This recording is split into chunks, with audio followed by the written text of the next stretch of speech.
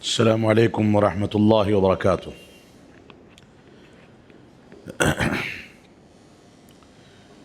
بسم اللہ الرحمن الرحیم، الحمد للہ رب العالمین والصلاة والسلام علی رسولہ الکریم محمد وعلی آلہ واصحابہ اجمعین، اما بعد۔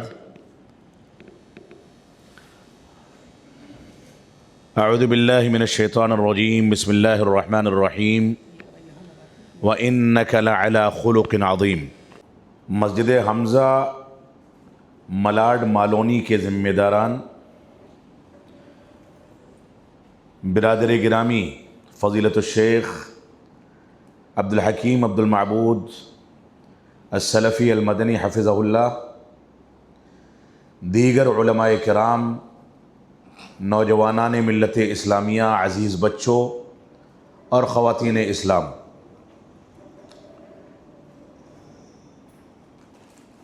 آپ حضرات کے سامنے تھوڑی دیر قرآن و سنت اور منہج سلف کی روشنی میں جس گفتگو کا موقع ملا ہے، اس پر میں رب کائنات کا شکر ادا کرتا ہوں کہ اللہ رب العالمین نے ہمیں یہاں جمع ہونے کا موقع عنایت فرمایا۔ رب کائنات سے دعا ہے کہ اللہ رب العالمین اس مجلس کو اسی حیثیت سے قبول فرمائے کہ جب بھی رب کائنات کے گھروں میں سے کسی گھر میں چند افراد جمع ہوتے ہیں رب کائنات کو یاد کرنے کے لیے، تو اللہ کے فرشتے ان پر رحمتیں نازل کرتے ہیں اور رب کائنات ان کو اپنی رحمت میں ڈھانپ لیتا ہے۔ یہ ہمارے لیے خوش نصیبی کی بات ہے کہ قرآن و سنت کی روشنی میں چند باتیں بعض لوگوں کے ذریعے ہم کو سننے سنانے کا موقع ملتا رہتا ہے، اور ممبئی شہر میں بے شمار ایسے علماء ہیں جن سے آپ کا سابقہ ہوتا ہوگا، آپ استفادہ کرتے ہوں گے۔ بحیثیت طالب علم کے مجھ سے یہ گزارش کی گئی، بلکہ یہ کہوں گا کہ حکم دیا گیا، تو میں نے موقع کو مناسب اور غنیمت سمجھا کہ کچھ باتیں آپ کے سامنے رکھ دی جائیں۔ رب کائنات ہم کو کہنے کے مطابق اور قرآن و سنت کے مطابق عمل پیرا ہونے کی توفیق عطا فرمائے۔ میں حسن اخلاق کے بارے میں چند باتیں یہاں پر آپ کے سامنے پیش کرنا چاہتا ہوں۔ حسن اخلاق، اللہ کے نبی صلی اللہ علیہ وسلم کے بارے میں رب کائنات نے ارشاد فرمایا، جیسا کہ ابتدا میں ایک آیت کریمہ پیش کی گئی، فرمایا وَإِنَّكَ لَعَلَىٰ خُلُقٍ عَظِيمٍ۔ اللہ کے نبی صلی اللہ علیہ وسلم اخلاق کریمانہ کے بلند مقام پر فائز تھے۔ اللہ کے نبی صلی اللہ علیہ وسلم کی پوری زندگی اگر دیکھ لی جائے تو آپ نے اپنے مخالفین اور اپنے دشمنوں کے ساتھ بھی جو وطیرہ کیا، جس انداز کی زندگی آپ نے اختیار کی، جس کیفیت میں آپ زندگی گزار کر کے اس دنیا سے رخصت ہوئے، وہ ساری کی ساری کیفیتیں ہمارے لیے اسوہ اور نمونہ ہیں۔ اللہ کے نبی صلی اللہ علیہ وسلم کی زندگی میں کھانے پینے سے لے کر کے لباس اور پہناوے تک، اور ایسے ہی گھریلو ساز و سامان سے لے کر کے جنگ اور جہاد کے لیے ہتھیاروں تک، کھانے پینے کے سامان تک، اور آرام و آسائش کے جو بھی سامان ہو سکتے تھے، مساجد کی تعمیر سے لے کر کے مکانات کی تعمیر تک، ساری کی ساری چیزوں میں اللہ کے نبی صلی اللہ علیہ وسلم ایک آزمائشی دور سے گزرے۔ تنگ دستی تھی، کئی مہینے تک آپ کے گھر میں چولہا نہیں جلتا تھا، لیکن اس کے باوجود آپ کی پیشانی پر کبھی شکن نہیں آئی۔ آپ نے صبر و تحمل سے کام لیا، آپ نے لوگوں کی تربیت کے لیے سارے جتن کیے، خواتین کے ساتھ، بچوں کے ساتھ، بوڑھوں کے ساتھ، دشمنوں کے ساتھ، پڑوسیوں کے ساتھ، بلا تفریق مذہب اور بلا کسی تفریق کے جو وطیرہ اختیار کیا، وہ وطیرہ دنیا کی کوئی طاقت اس انداز سے اختیار کرنے سے معذور ہے۔ لہذا ہمارے لیے سب سے زیادہ بنیادی طور سے اور سب سے زیادہ مضبوطی اور استحکام کے ساتھ جو شخصیت قابل تقلید یا قابل اسوہ ہے وہ رسول اکرم صلی اللہ علیہ وسلم کی شخصیت ہے۔ آپ نے حسن اخلاق کی تعلیم بھی دی اور ایسے ہی حسن اخلاق پر لوگوں کو ابھارا۔ حسن اخلاق کو اختیار کرنے کے لیے آپ نے اپنی بیویوں کی، اپنے بچوں کی، صحابہ کرام کی اور مختلف لوگوں کی تربیت انجام دی۔ اسی وجہ سے اللہ کے نبی صلی اللہ علیہ وسلم ارشاد فرماتے ہیں بعثت لأتمم مکارم الاخلاق، کہ مجھ کو اس دنیا میں اس لیے مبعوث کیا گیا ہے تاکہ میں اخلاقیات کے ڈھانچے کی تکمیل کر دوں، میں اس بات کی تکمیل کر دوں کہ انسان کو زندگی کیسے گزارنی ہے، لوگوں سے معاملات کیسے کرنے ہیں، تعامل کیسے کرنا ہے، لوگوں سے ملنا ہے، لوگوں کے ساتھ سفر کرنا ہے، لوگوں کے ساتھ لین دین کرنا ہے، تو اس میں ہماری طرز زندگی کیا ہونی چاہیے۔ اس چیز سے قطع نظر کہ ہم جو معاملات کر رہے ہیں کیا وہ معاملات صرف مسلمانوں سے ہیں یا غیر مسلموں سے بھی ہیں، سب کے ساتھ حسن اخلاق کے اس پیمانے کو لے کر کے چلنا یہ اللہ کے نبی صلی اللہ علیہ وسلم کی زندگی کا ایک قیمتی سرمایہ تھا۔ اس مجلس میں خواتین بھی بڑی تعداد میں موجود ہیں، ہمارے چھوٹے بچے بھی موجود ہیں، نوجوان حضرات بھی موجود ہیں، علماء بھی موجود ہیں۔ ہماری زندگی کا سب سے قیمتی سرمایہ یہی حسن اخلاق ہونا چاہیے۔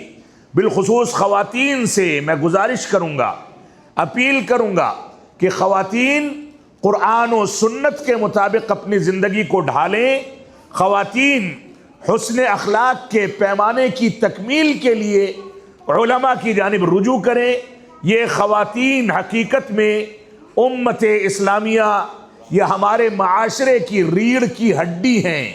یہ نئی نسل کی سچی تربیت کے لیے اپنے آپ کو تیار کریں، ان کو حسن اخلاق سکھانے کے لیے تیار کریں اور قرآن و سنت کے مطابق زندگی گزارنے پر معاشرے کو آمادہ کریں۔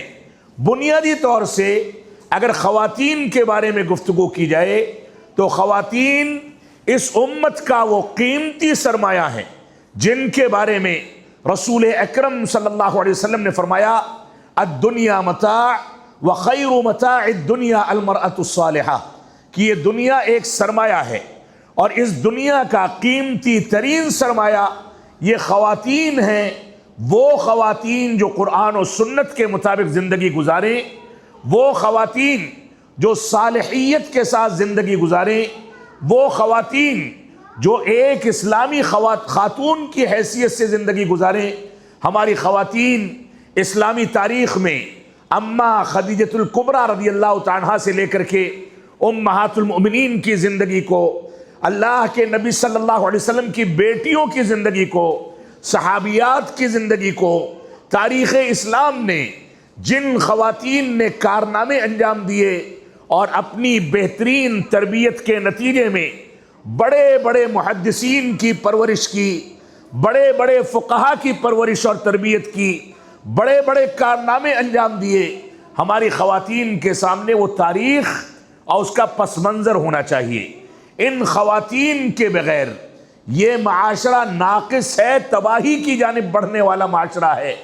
لہذا ہمارے مردوں کی، ہمارے سرپرستوں کی، ہمارے گھرانوں کی ذمہ داروں کی اور ہم سب کی یہ ذمہ داری ہے کہ خواتین کے لیے دینی ماحول میں زندگی گزارنے کا ایک ماحول بنایا جائے، ان کو اس بات پر آمادہ کیا جائے کہ وہ گھر میں بیٹھ کر کے چہار دیواری کے اندر مکمل طریقے سے نئی نسل کی اسلامی تربیت پر توجہ دیں۔ اگر انہوں نے اپنی یہ ذمہ داری سمجھ لی اور اس کے مطابق زندگی کو ڈھال لیا تو ایسی صورت میں یہ معاشرہ کامیابی کی جانب بڑھ سکتا ہے۔ ہماری ذمہ داری ہے کہ ان خواتین کو اس طرح کے مواقع فراہم کیے جائیں۔ آپ دیکھیں قرآن و سنت کے دلائل میں اگر آپ غور و تدبر کریں تو قرآن مجید کئی مقامات پر خواتین کے مستقل احکامات ذکر کرتا ہے، جبکہ مردوں کے بارے میں اس اہتمام کے ساتھ احکامات کا تذکرہ شاید بہت کم مقامات پر ملتا ہے۔ خواتین کے مقام اور ان کی عظمت کے مد نظر رسول اکرم صلی اللہ علیہ وسلم نے اپنی بیویوں سے، اپنی بیٹیوں سے جو تعامل کیا، جو وطیرہ اختیار کیا، وہ ہماری خواتین کے سامنے ہونا چاہیے۔ اللہ کے نبی صلی اللہ علیہ وسلم عائشہ صدیقہ رضی اللہ عنہا کے ساتھ بے تکلفی کا اظہار کرنے کے لیے اور حق زوجیت کو ادا کرنے کے لیے ان کے ساتھ دوڑ کا مقابلہ کرتے ہیں، ایک بار ہارتے ہیں، ایک بار جیتتے ہیں۔ یہ انسیت پیدا کرنے اور حسن اخلاق کی ایک مثال پیش کرنے کی ایک ادنا سی مثال ہے جو ہمارے لوگوں کے سامنے ہونی چاہیے۔ اور آپ کو معلوم ہونا چاہیے کہ خواتین کا یہ مقام ہے، اسی مقام کی بنیاد پر اماں عائشہ صدیقہ رضی اللہ عنہا کو جو مقام حاصل ہوا تھا، اللہ کے نبی صلی اللہ علیہ وسلم جب ان کے گھر میں، ان کے لحاف میں، ان کے بستر پر ہوا کرتے تھے، تبھی رب کائنات کی جانب سے وحی کا نزول ہوتا تھا۔ اماں عائشہ صدیقہ رضی اللہ عنہا، اماں خدیجہ اور دوسری امہات المومنین کے واقعات اگر آپ پڑھیں کہ ان لوگوں کی اہمیت کے مد نظر اللہ کے نبی صلی اللہ علیہ وسلم اماں خدیجۃ الکبریٰ رضی اللہ تعالی عنہا کی وفات کے بعد بھی اس بات کا اہتمام فرماتے تھے کہ ان کی سہیلیوں کو، ان کے ساتھ اٹھنے بیٹھنے والی خواتین کو کھانا پینا یا ہدیہ اور تحفے تحائف بھیجے جائیں، تاکہ ان کی جو بیوی وفات پا گئی ہیں، وفات کے بعد بھی ان کی عزت و تکریم کی جا سکے، ان کے مقام کو سمجھا جا سکے اور ان کی سہیلیوں کی رعایت کی جا سکے۔ یہی مقام تھا کہ عائشہ صدیقہ رضی اللہ عنہا کو بعد کے ادوار میں افقہ نساء العالم کا لقب دیا گیا۔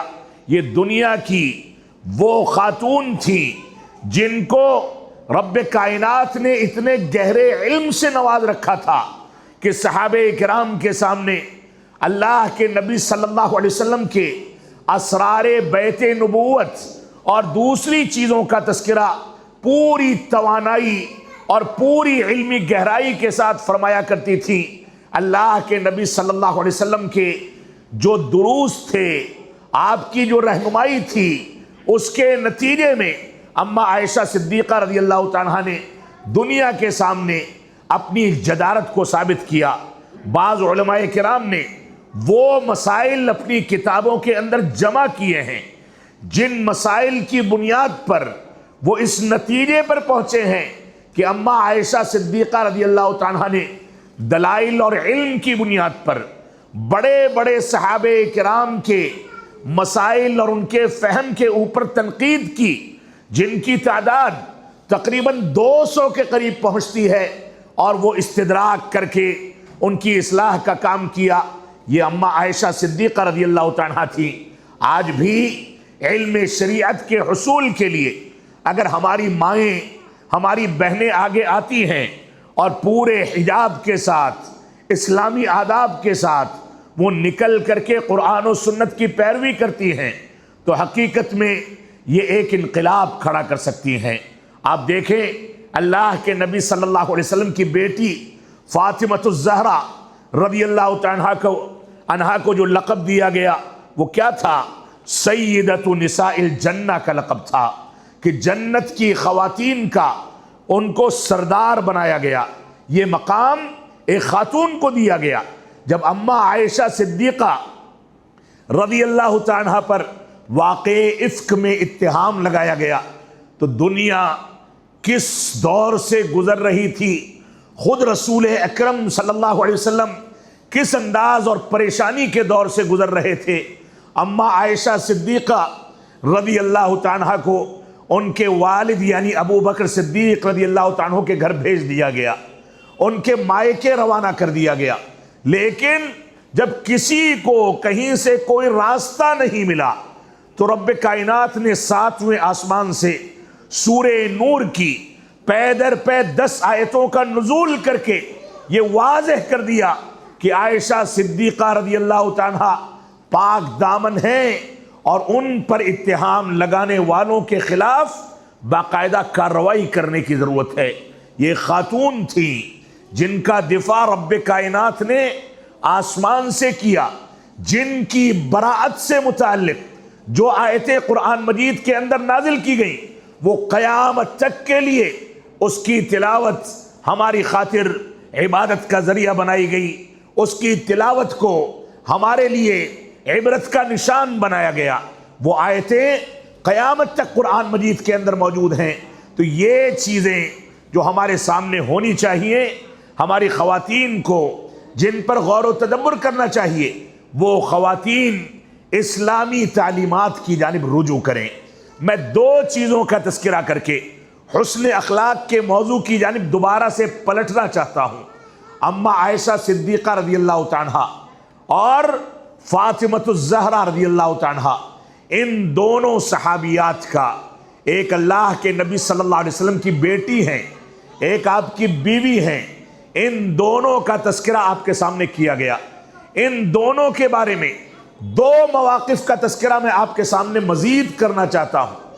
فاطمۃ الزہرا رضی اللہ عنہا کے بارے میں بعض روایات میں ملتا ہے کہ وفات سے پہلے وصیت کرتی ہیں کہ میرا جنازہ میری وفات کے بعد رات کے وقت میں نکالا جائے اور اس کے اوپر ایک ایسی چادر ابھار کر کے ڈال دی جائے کہ کہیں ایسا نہ ہو کہ ہوا چلے یا چادر میرے جسم سے چپک جائے اور جسم کا اتار چڑھاؤ لوگ دیکھ لیں۔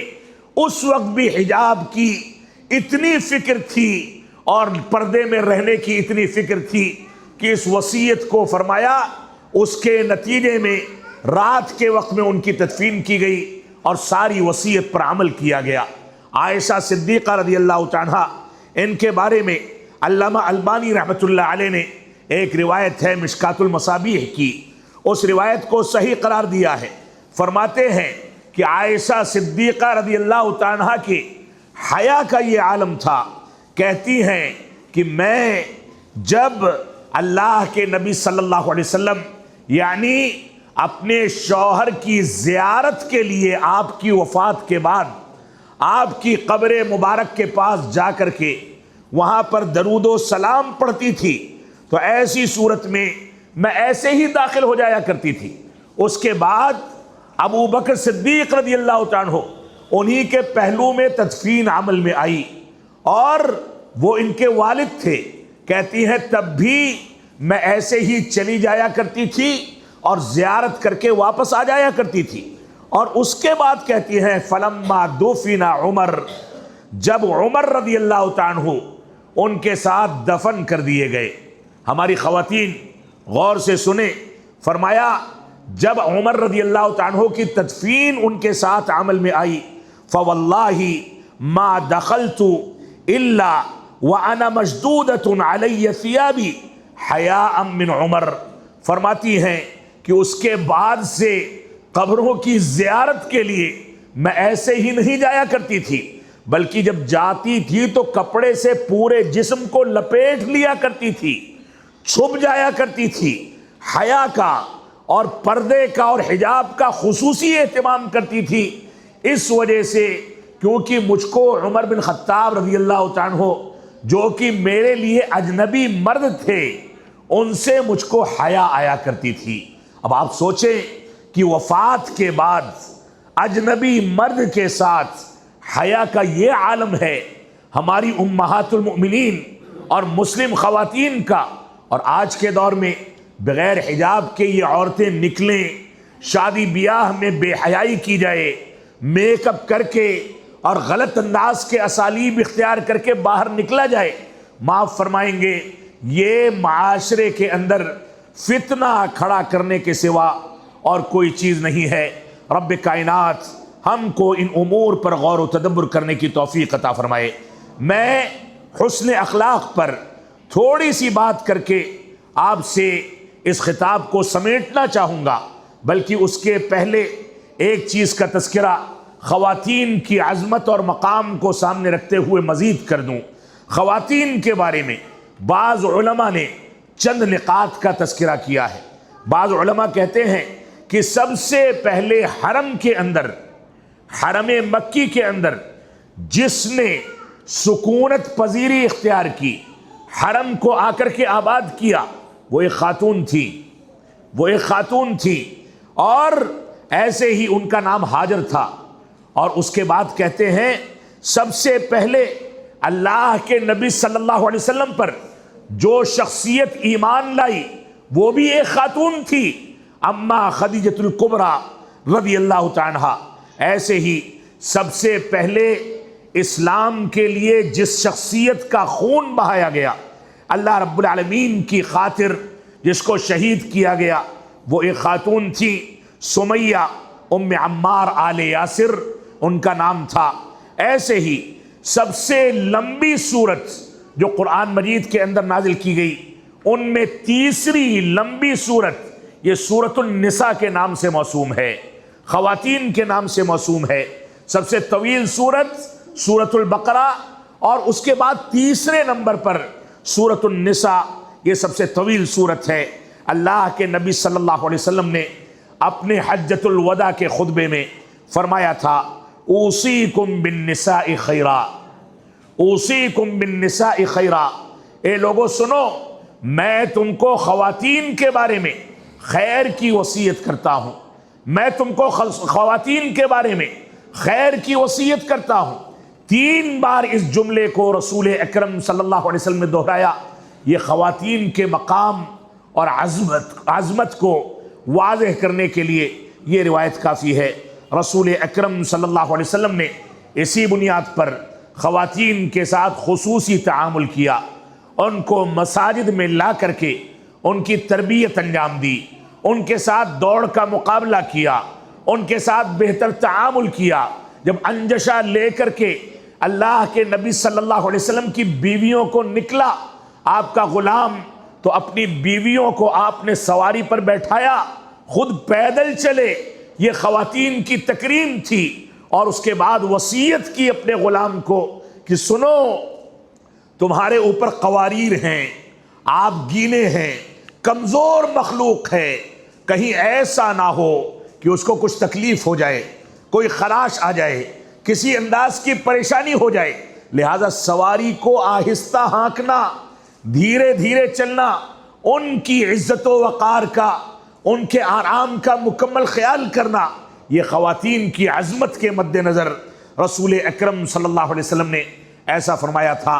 ہمارے سامنے حسن اخلاق سے متعلق 4 روایتیں جو صحابہ کرام سے، جو علماء کرام نے ذکر کی ہیں، وہ 4 روایتیں ہمارے سامنے ہونی چاہیے، جس پر حسن اخلاق کی زندگی کا مکمل دار و مدار ہے، اور انہی بنیادوں پر ہم کو حسن اخلاق کی تکمیل کا پورا تعاون مل سکتا ہے۔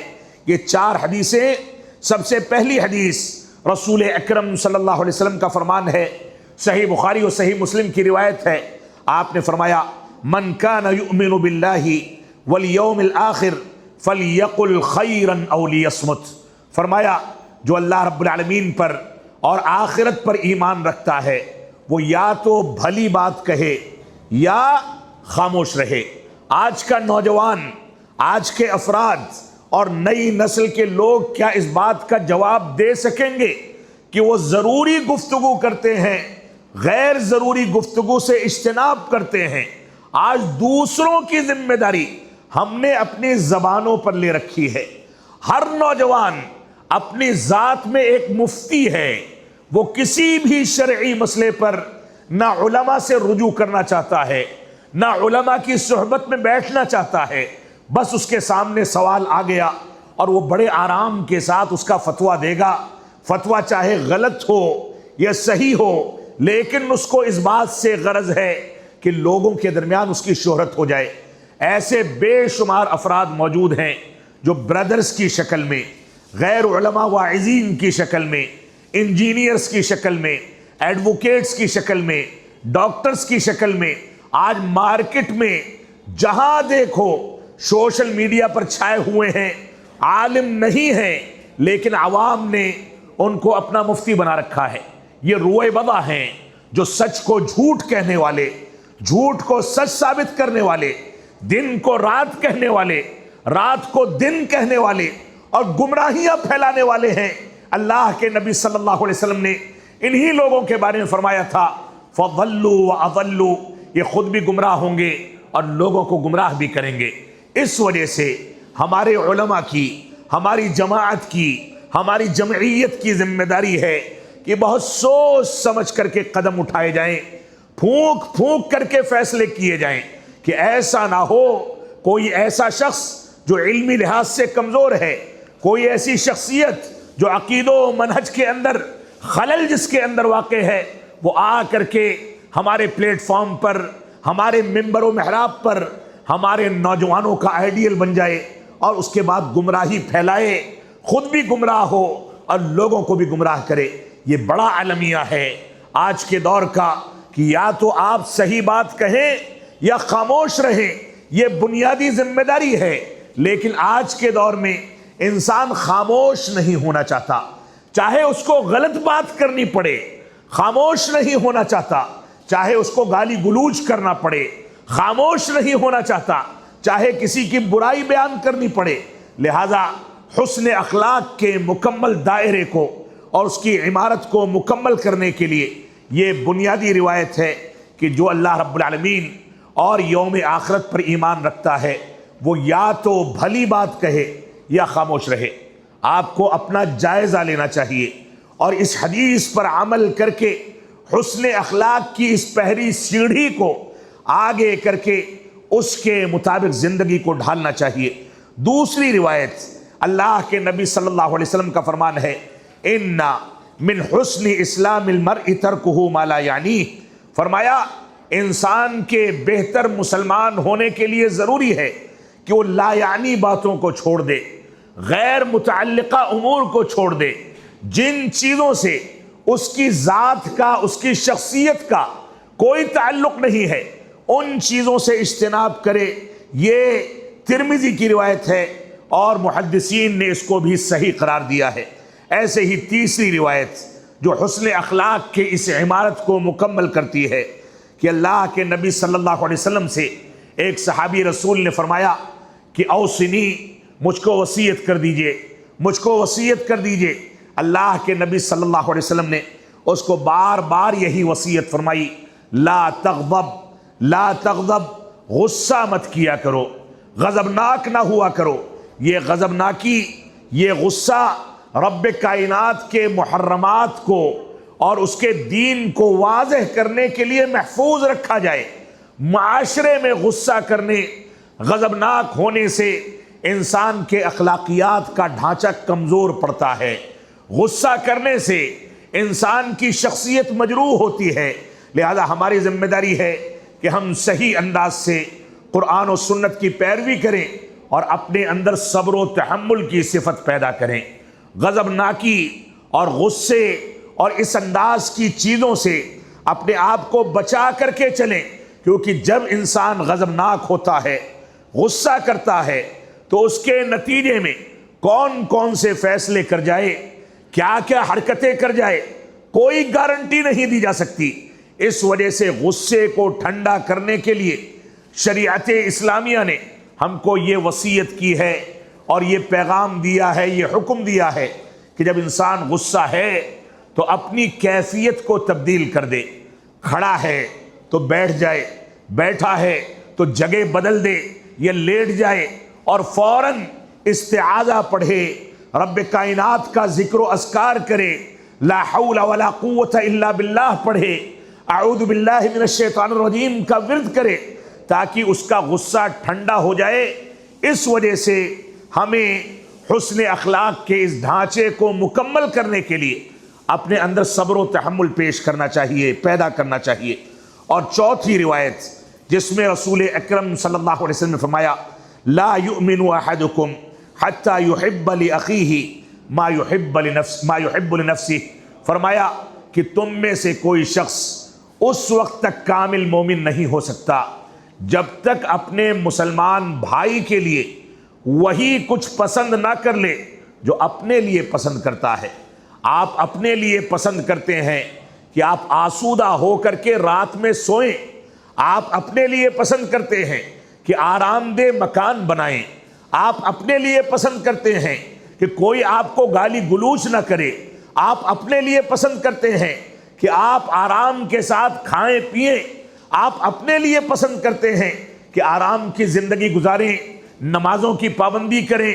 آپ اپنے لیے پسند کرتے ہیں کہ گناہوں سے کنارہ کشی اختیار کریں. تو آپ کی ذمہ داری ہے کہ ایک مسلمان بھائی کے لیے بھی انہی چیزوں کا بقدر استطاعت انتظام و انصرام کرنے کی کوشش کریں. یہ بھی حسن اخلاق کے اس معیار کو مکمل کرنے کا بنیادی ذریعہ ہے. تو یہ 4 روایتیں ہمارے سامنے ہونی چاہیے. پہلی روایت میں اللہ کے نبی صلی اللہ علیہ وسلم نے زبان کو قابو میں رکھنے کا حکم دیا. پہلی روایت میں زبان کو قابو میں رکھنے کا حکم دیا.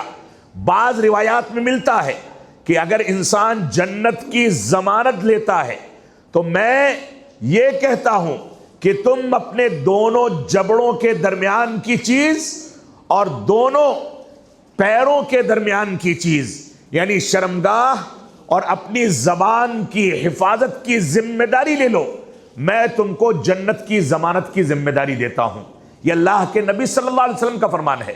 تو پہلی روایت میں ہم کو زبان پر قابو رکھنے کا حکم دیا گیا. دوسری روایت میں اللہ کے نبی صلی اللہ علیہ وسلم نے فضول چیزوں کو ترک کرنے اور ان سے اجتناب کرنے کا حکم دیا.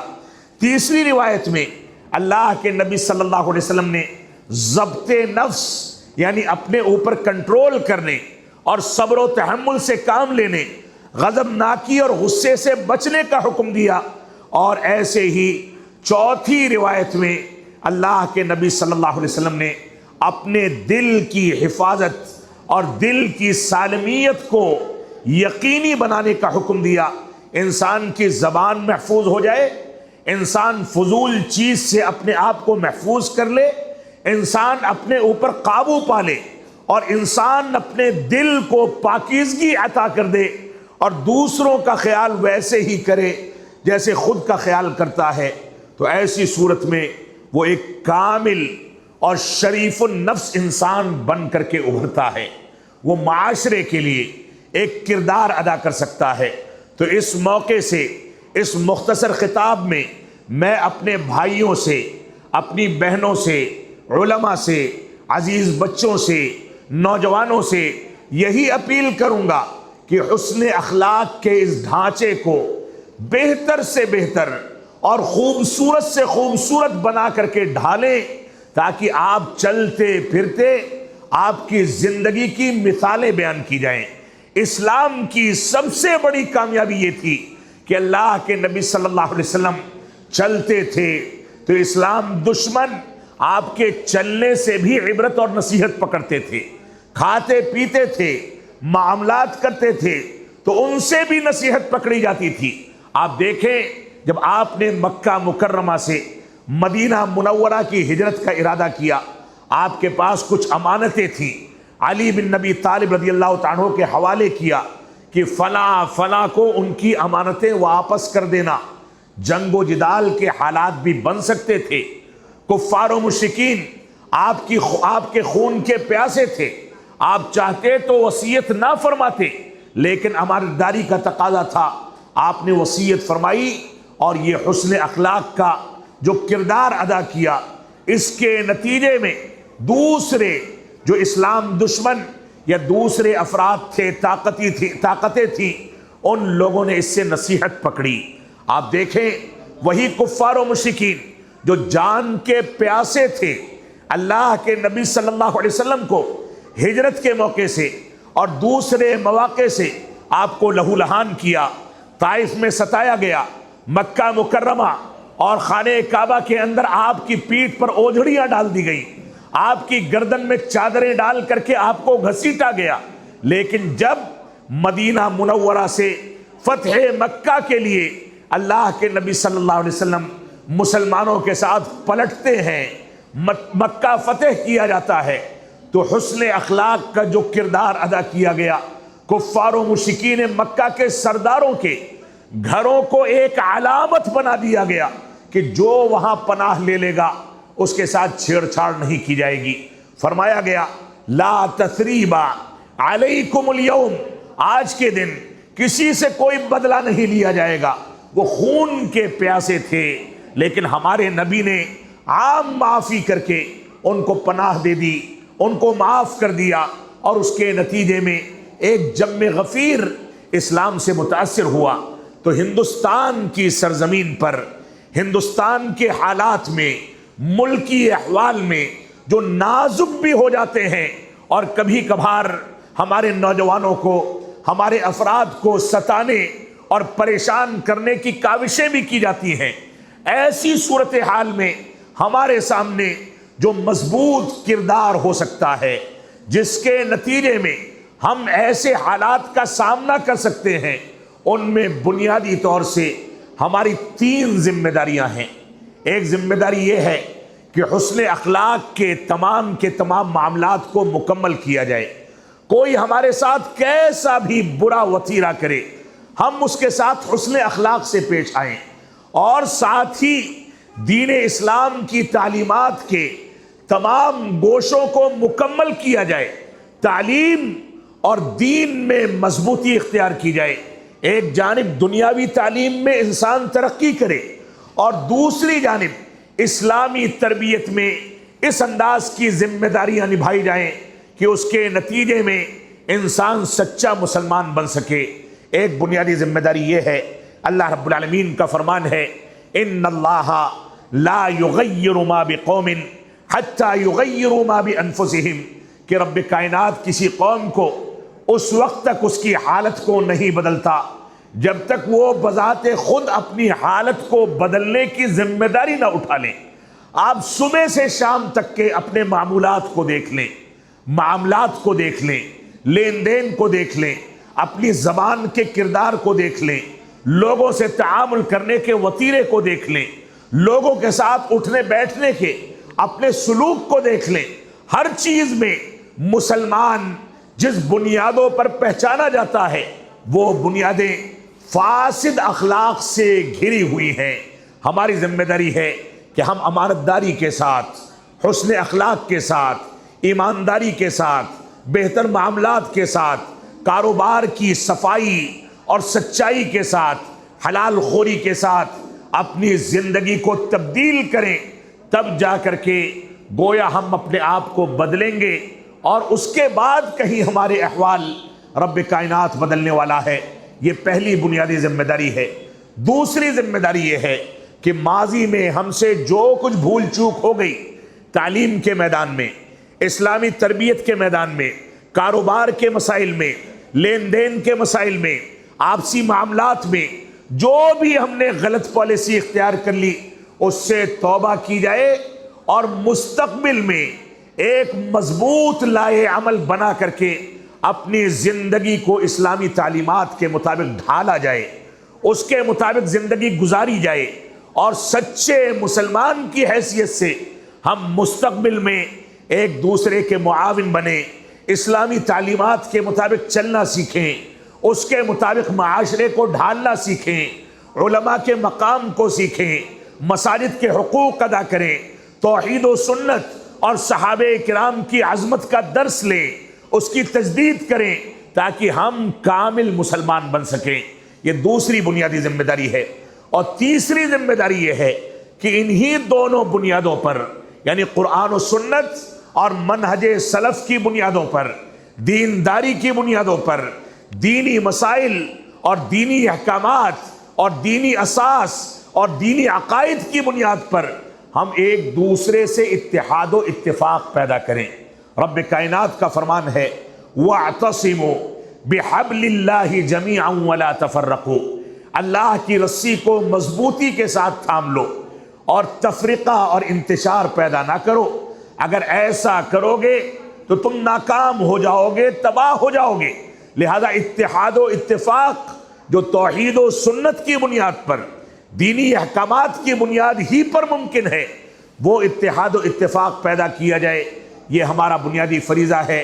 رب کائنات ہم کو اپنے ملک کی ترقی کے لیے، اور اپنے ملک میں ایک سچے شہری کی حیثیت سے، ایک شریف شہری کی حیثیت سے زندگی گزارنے کے لیے تیاریاں کرنے اور اپنے منہج، اپنے مسلک، اپنی شریعت کے ساتھ وفاداری کی زندگی گزارنے کی توفیق عطا فرمائے۔ ہم کسی بھی صورت میں اپنے وطن کے لیے، اپنے ملک کے لیے، اپنے دین و منہج کے لیے، اپنے عقیدے کے لیے کسی بھی صورت میں بے وفائی کو برداشت نہ کریں۔ رب کائنات ہم کو اس بات کی بھی توفیق عطا فرمائے۔ ہم جب تک جئیں تب تک اسلام پر جئیں، جب ہمارا خاتمہ ہو تو ایمان پر ہو۔ وصلی اللہ علی نبینا محمد وعلی آلہ وصحبہ وسلم۔ والسلام علیکم ورحمۃ اللہ وبرکاتہ۔